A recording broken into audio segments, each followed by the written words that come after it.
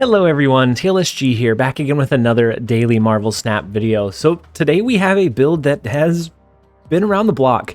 It is one that I'm sure all of you have seen, probably even built at some point or another, and that is a Sera Silver Surfer deck. It runs pretty much the same core cards as what was really successful before the nerf, but I feel like people just kind of pushed it to the side, similar with Zabu. Once the card got nerfed, but it still has a lot of potential. So before, it just had the potential to incredibly high roll just about every deck. Now you have to play it a little bit smarter, a little bit more strategically, but the power push potential that it has can still hold up to just about anything in the meta. And the best thing about this list is that it has so many tech cards that you can get an incredible amount of value.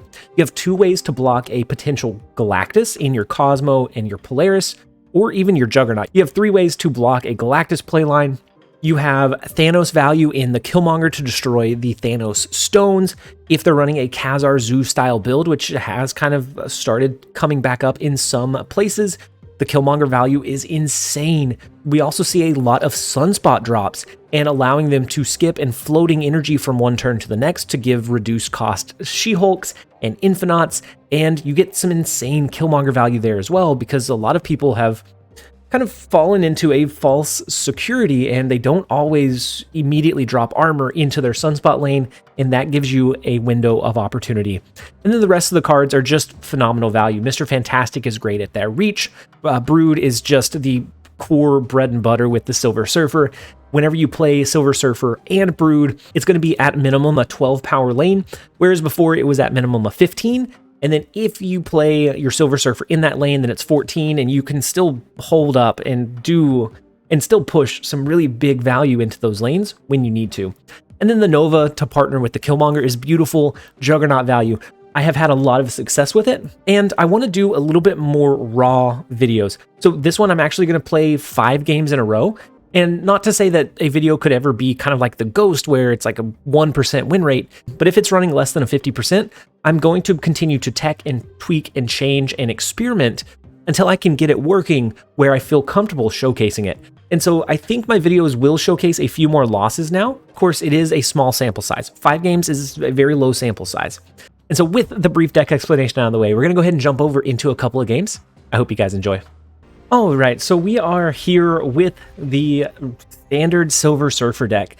I feel like this was all over the place, and then Silver Surfer got tuned a bit, and then all of a sudden, everybody dropped this like it just never existed in the first place. And I'm curious if it's still strong. So they snap on turn 1 on us, which is never a good sign, especially when they're running a Thanos deck. But we do have Killmonger teched into this list. We have a Cosmo to try to stop some of those big plays that they have. We have our Nova to buff up our cards a bit. And then we draw into Elysium, which is going to be better for them than it is for us, unfortunately. They just get more general value from it than we do. One good thing about Thanos decks is that we can go ahead and just play our Maximus. They're going to typically have so many cards in their hand that it won't give them much of an advantage. This one, it's actually going to give them 1. Which is, I guess, more than they would have had otherwise. So the Bifrost comes up as the last location. I think we go ahead and do our Nova to the left. We'll do a Juggernaut to the far right. We're just throwing him onto the board. Actually, I think they're going to play into Hell's Kitchen. We should have pushed Juggernaut to Hell's Kitchen. Because, yeah, ooh, so it's a Dazzler. Good, very good. That means our Killmonger is going to get some big value here. So the Cosmo play could come in interesting. But I think we first and foremost drop our Sera. That way we can really flood the board whenever we want to. I have to assume that they may have a Cosmo as well.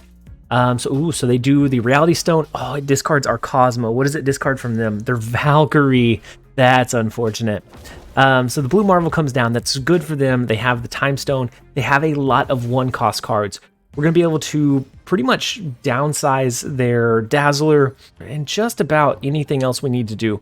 We're going to skip on this turn. We're going to make sure that we lose initiative. They don't have Valkyrie, so they won't be able to change our cards and get the bonus from their Blue Marvel. And so I think we're okay dropping initiative. The middle location is going to be our Lost Lane, because there's no way that we can destroy those 1-cost cards there. And they're going to have 2 decent pushes here do we ever do something like this? That's going to give us a decent value in the right lane. I think in the left lane, they just do something relatively weak. Maybe they do a Shanna somewhere. But I think they do something relatively weak. We lost initiative, so we'll be able to do our Killmonger. As long as they don't have a Cosmo that they happen to hit right in that left lane, I think we're perfectly fine. And then we get the 2 power from Silver Surfer. That is going to buff up this lane by 2. And is that enough? I think they do their big power push in Sokovia, which is why I want to go with the Brood over there. But at the same time, we talked ourselves out of it. This could be the wrong decision. I don't know. This could be the wrong play. We're going to do the Brood over to the left. That's going to leave us with 15 power in the left lane. This one's a tough one, but I think this is where we lock it in. We could probably even try to compete for the middle location, and maybe we do just with the Nova destruction alone, but let's see. So the Ant-Man comes in mid. That's a safe locked away card. The Space Stone in the left lane, and the Spectrum coming in to buff up the ongoing cards is big. We do clear 2 of their cards in left, 2 of their cards in right. I think that could be enough to swing it for us. Their Khazar and their Dazzler are both rather large, but with the Silver Surfer coming down, we will buff our lane up to 15. We win the left lane by 1. We win the right lane by 9. So we are still able to compete against the Thanos deck list. Luckily, they were leaning very heavily into their stones. Not all Thanos decks do, but we will happily take the 4 cubes. Let's go ahead and jump over into the next one. All right, next up we have Titan. The first location is the Collapsed Mine, so we're gonna go ahead and just skip here. We're gonna make sure that we get rid of our stones, that they can't sneak an armor into the lane and lock it down from us. And we do have our Scorpion we can use on 2. We could drop a couple of Novas, and then eventually kill him with a Killmonger. But I want to do that gradually. If we end up going with that line, I want to wait until maybe they drop an armor into a different lane. Maybe they do something different. That's unfortunate that they dropped armor right away. So that tells me they're either running really big stuff that they don't want to get destroyed, or something similar. Let's go Mr. Fantastic into mid. Next turn, we could do a Nova and a Brood. We can do both of those in the far right lane. We can eventually destroy the Nova to buff up all of the Broods if we draw into Silver Surfer. Perfect. If not, I don't know that we can hold up. But if they're going with like a Shuri ramp, where they're getting really greedy, maybe we can block it with a Cosmo, but I don't know. We also might not be able to. So let's do Brood and Nova. Now, if they have a Juggernaut, then we are just going to lose the kill location. It's really unfortunate. They might move our Nova into the cloning vats. Let's see, the Typhoid Mary. So it is looking like a Shuri ramp style deck. And right now we do have their Lizard reduced in power. We can go Sera. Next turn, we could potentially do another Mr. Fantastic into the cloning vats. If they don't push anything else over there, if it doesn't look like they're going to be able to get any additional reach, we could do that. We could opt to not go with the Maximus play. Or we do have the Silver Surfer. Okay.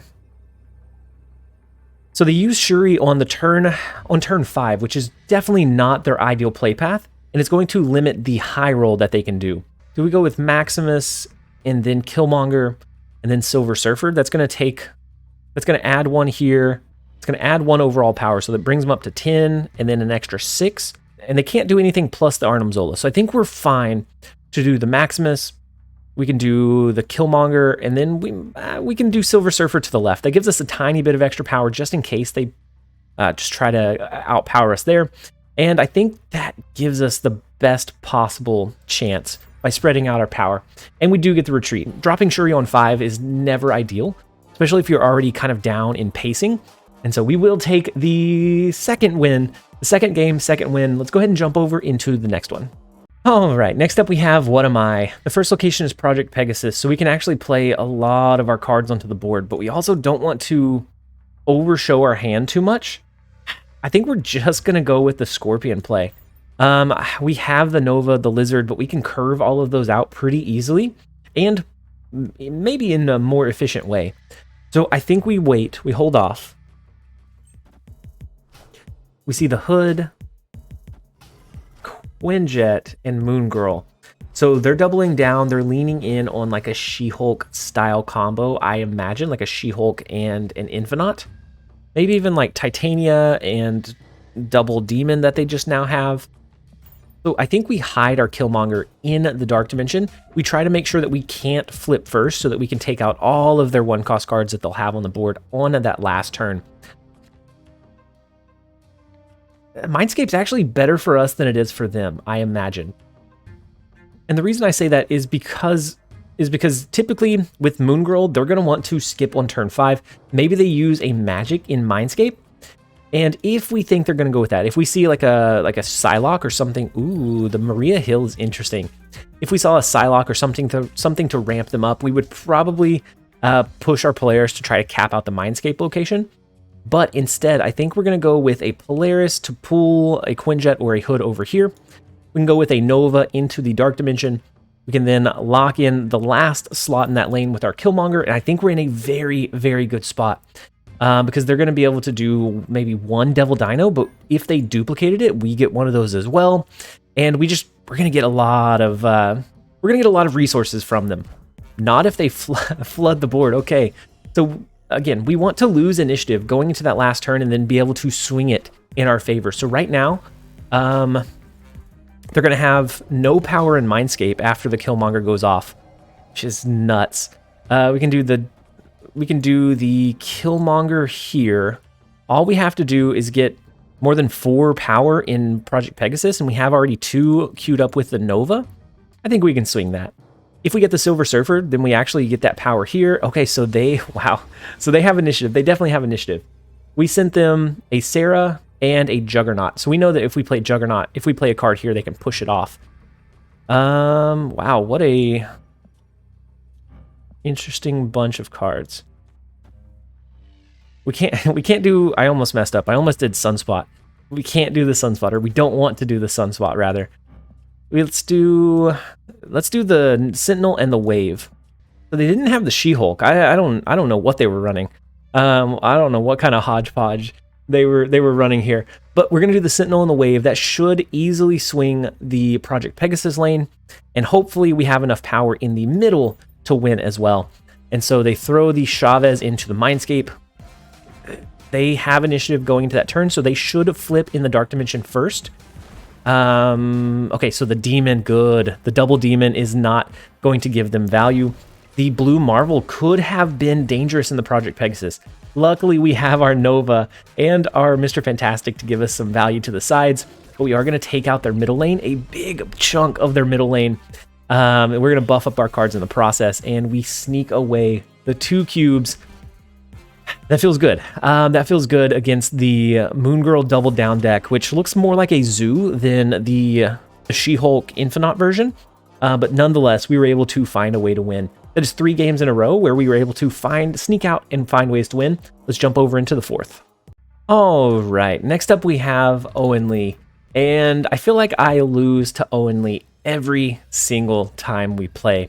So they do use a Sunspot. Sunspot is very, very common right now. So, and Killmonger is not ran very much. So we get a lot of kind of sneaky value in our Killmonger play if they don't protect it with an armor. And a lot of times plays are getting a little bit greedy where they just don't end up protecting it because they don't feel like they need to.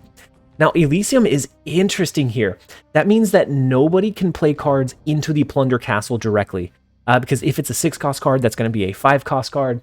And that's pretty interesting. I kind of want to do our Nova and Killmonger now.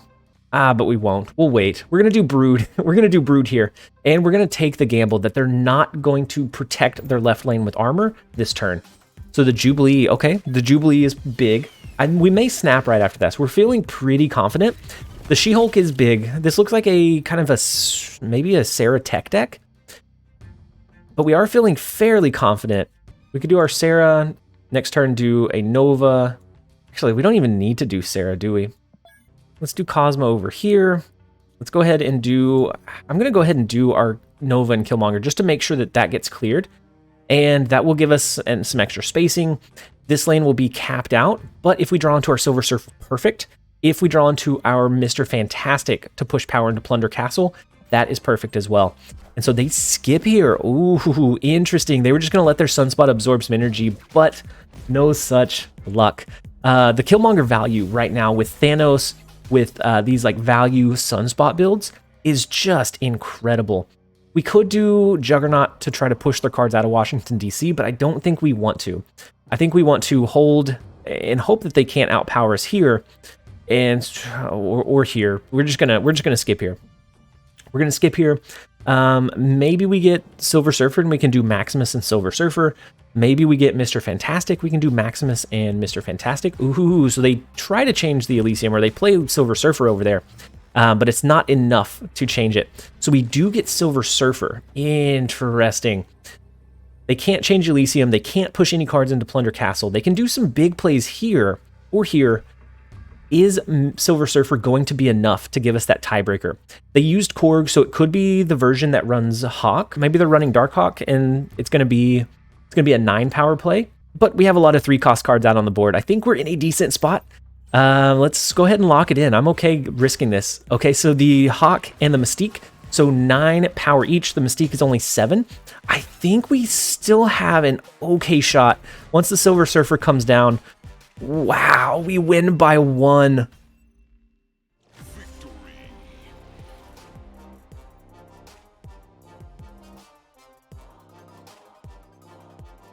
That's Scorpion value. The Scorpion on the Mystique, the Scorpion on the Jubilee. Turn that from a tie, turn that from a loss to a tie to a win very, very quickly. So that is 4 games in a row that we have won. This feels strangely solid. Let's go ahead and jump over into the next one, see if we can go for all 5 consecutive games and consecutive wins.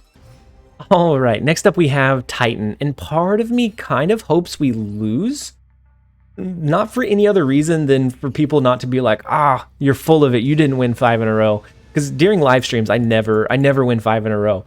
I don't know if I make so many more easy mistakes that I feel like I do better at not making when we're doing this. So they play Lizard into Mojo World, which is interesting, knowing that we are going to typically try to cap that location out. So we do have the Nova down on the board. We have a Killmonger eventually. I think we start with maybe a Mr. Fantastic. We could do Brood on 4, Brood on 5, and then that lets us fill the remaining spaces from there. So the Sauron. Okay, so they're typically not great at filling a location. And if they want to go with a Taskmaster or an Arnim Zola, we're going to make it where they can't. We'll go double. Oh, well. Let's do Brood first. We still want to do the double Cosmo. The double Cosmo is going to be insane value for us. So they skip. They can do a She-Hulk, but they can't do the Shuri play line. Interesting. So we're going to make it where it's difficult for them to do really any of their big final plays. So the Arrow, the Red Skull, the Arrow, the Taskmaster, the Arnim Zola. We're going to throw a Cosmo into the cloning vats. We will eventually throw a Cosmo into Mojo World, and then middle is just a default Cosmo. And so no matter where they play, if they want to gain that value, they're not going to be able to, unless they outpower us here. If they outpace us with the whatever they play, they could still initiative. Then they could use a Taskmaster into the left lane. Possible. But I'm feeling fairly confident about this one. I want to snap, but since we want to see these play all the way through, I'm not going to. But I think they're going to have a very hard time. Ooh, so they play into nowhere. Oh, no, they grab initiative from us. They will be able to do the Taskmaster and something else. So do we ever... Prage? We just Prage it? So I imagine they do Taskmaster and a 0, right? If they do... I mean, they have initiative, so their Taskmaster will initiate. If we can push it and win the 50-50 and flip it here, then we win. If not, and we flip it here, then we lose. So if we did the Juggernaut and the Killmonger instead, we would clear out middle. That would give us a little bit of extra reach. It would push us to 15 in the cloning vats. We would tie that lane. We would lose middle. We would lose middle by a little bit. and we would tie, oh, we gotta hurry. And we would tie in Mojo World. So this is our best bet.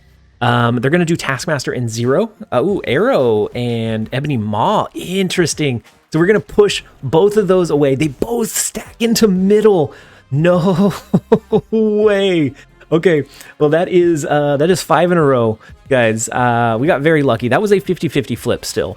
Maybe a little bit better than the 50-50. Both of them would have had to stack into the cloning vats for them to grab the win over there.